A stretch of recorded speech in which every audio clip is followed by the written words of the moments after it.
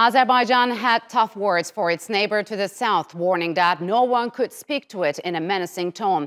On Monday, the country's defense minister criticized Iran and that the comments it made about Azerbaijan's cooperation with Israel.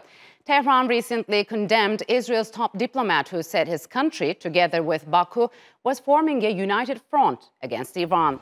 Last week, the foreign ministers of Azerbaijan and Israel met in West Jerusalem as Baku prepared to open its first embassy, which will be located in Tel Aviv. The two countries have shared close security and energy ties for decades and have also opposed Iran's policies in the region. Azerbaijan saw tensions flare up with its southern neighbor throughout most of last year, following a string of military drills Iran held near its border. Ties between Baku and Tehran deteriorated following the 2020 Karabakh war, where Azerbaijan came out victorious, reclaiming lost territory from Armenia. Iran, which also shares a border with Armenia, has been one of Yerevan's main military backers. And to further discuss relations between Azerbaijan and the Middle East, joining me now from Amsterdam is Eldad Ben-Aharon. He is a researcher at Peace Research Institute Frankfurt, specializing on Israel's foreign policy towards the Middle East. And from Baku, Fariz Shafiev, he is the chairman of the Center of Analysis of International Relations. A warm welcome to you both, and thanks for joining me on Straight Talk. So, Eldad, how significant was it that Baku, after 30 years of diplomatic ties, finally opened an embassy in Tel Aviv? Well, I think first of all, thanks for inviting me. It's great to be here. I think that it's bringing to the surface what we know for so much time. I mean, historical relations between Azerbaijan and Israel that goes back to 30 years are there all along. And this is a step forward in the sense of public diplomacy. It's good for media outreach. It's good for public discussion. Mm-hmm. And it also shows a sign for Iran that Azerbaijan is going a step forward, also Israel, but mostly Azerbaijan. And this is a welcoming step from Israel's side, but it's not a surprising one. And I think it was a welcome step from Israel's foreign ministry and the prime minister office, but it was not a surprise. And I think it's only going to demonstrate how strong these relations are. So far, just a day after inaugurating its embassy in Israel, Azerbaijan announced it would open a representation office in Palestine. Why would Azerbaijan want to have a representation in Palestine? Because Azerbaijan is part of Islamic world and active member of number of organizations related to Islamic, unity. And it's also important that Azerbaijan supports two-state solutions. So that's one of the steps made by Azerbaijan. But again, I would like to echo what Eldad said, that this is indeed an important step in terms of Azerbaijan's foreign policy to enhance relationship with Israel. Mm-hmm. And the decision was taken after 30 years. Indeed, 30 years ago, Israel opened embassy in Azerbaijan. So Azerbaijan approach to this issue gradually taking into account the process between the Arab countries and Israel, Abraham Accord, and Israel always with understanding, accepted this kind of development.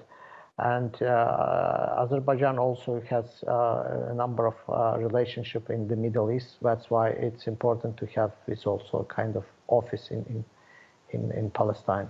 So Eldad, could you talk to us about how have relations between Israel and Azerbaijan evolved over the last decade, and what kind of an impact did Azerbaijan's victory in Karabakh have on bilateral ties?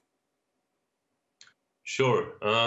So I think the 2020 war had a major impact on enhancing the relations to the next level. If prior to that we saw a mutual trading of oil and arms, now we see also Israeli private sectors companies involved in restoring Nagorno-Karabakh region, and we see quite a lot of cooperation that goes beyond the bilateral trade prior to the 2020 war. Mm-hmm. Moreover, I think that the voices we hear from Tehran in the last few months and the certain arm race we have in the region between Iran, Israel, and Azerbaijan from the other side, I think increasing the tension and and make Israel's visibility in the region far more obvious. So, Farid, Iran has recently lashed out at statements by Israel that Baku and Tel Aviv will build a united front against Iran. How do you think this is going to play out?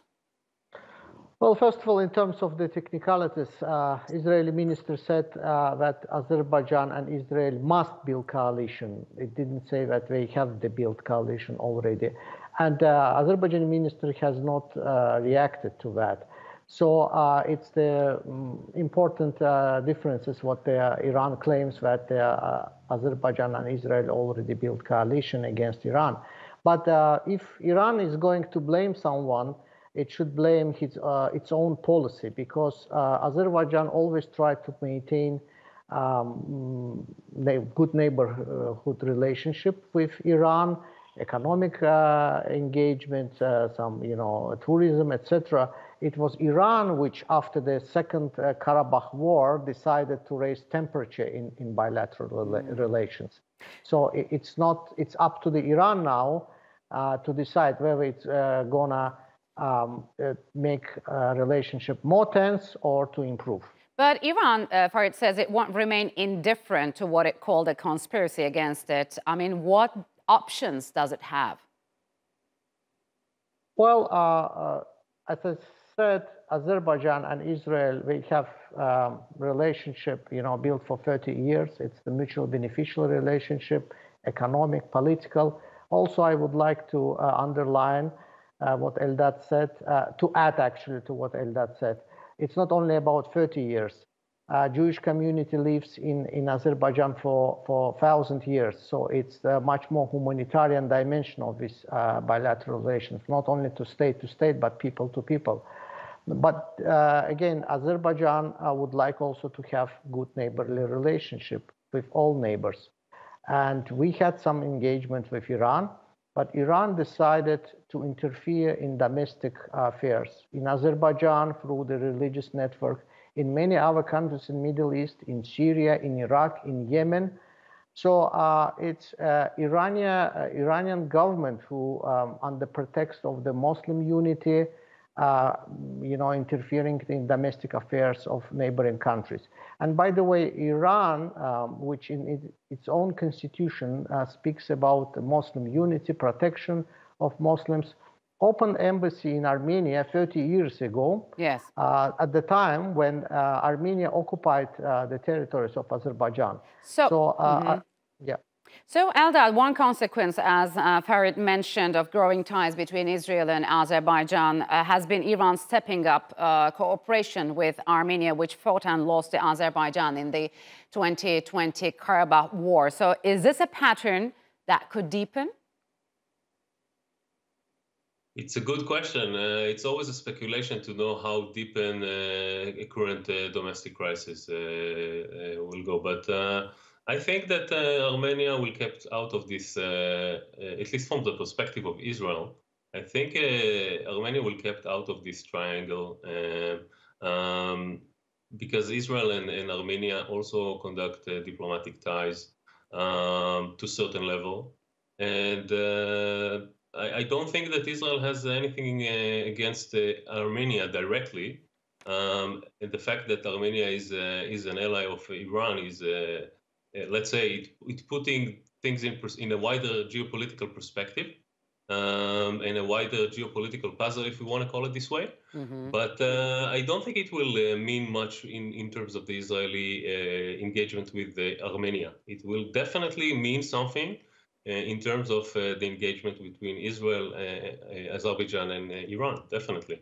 So, Farid, is this latest spat between Azerbaijan and Iran going to add more strain on ties between the two countries? For example, are we likely to see more military exercises on both countries' borders? Good question. Indeed, for 30 years, Iran has not conducted any military exercise when the Azerbaijan territory was under occupation, but after the war, they conducted a series of occupation. It's not only military exercises. We've seen an attack on Azerbaijan embassy in Tehran in January, and recently, the week ago, there was an attempt to murder, to assassinate Azerbaijani MP who criticized Iran. So we see this sort of the actions from the Iranian side, probably more military exercises, more tension, more some subversion activities, but I don't think it will be anything at the level of the military clashes. So, Eldad, is Israel capitalizing on the strained ties between Baku and Tehran? Yes, indeed. It's capitalizing in many aspects. Definitely from bilateral trade, which increased in the last few years, especially after the 2020 Karabakh war.